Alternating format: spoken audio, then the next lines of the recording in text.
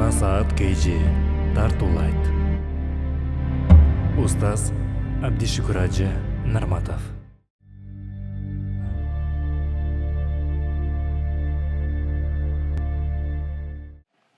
Бардығыз Аллах Тааланың китебин окуйбуз, урматтуу мусулман бир тууган. Кереметтүү Кур'аны Каримди окуган кезде дуа жөнүндө, мисалы Нух пайгамбар не дейт? Нух пайгамбар жөн фадаа раббаху.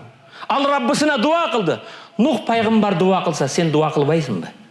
Фадаа раббаху инни маглубун фантасир. Раббым, мен жеңилип жатам, жардам бер дейт. Мушриктерден, имансыздардан, кафырлардан, кудайсыздардан мен жеңилүүдөмүн, жардам. Инни маглубун фантасир. Бу кимдин дуасы? Нух пайгамбар 950 жыл иманга, исламга чакырды.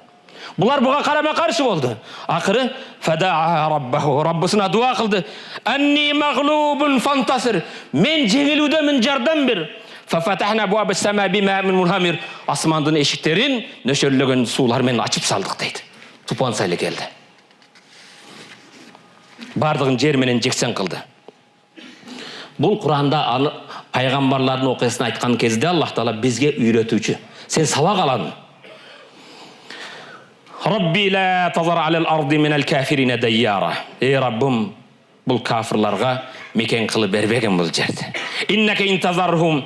Eğer sen alardı mınday kaldırsan, yudillu ibadaka. Bendelerini adaştırat. Ve la yelidu illa faciren kaffara. Bulardan buzuku imansızlar gana tarqayt deydi. Nuh paygambarı jaratkan ушинтип жалбарды.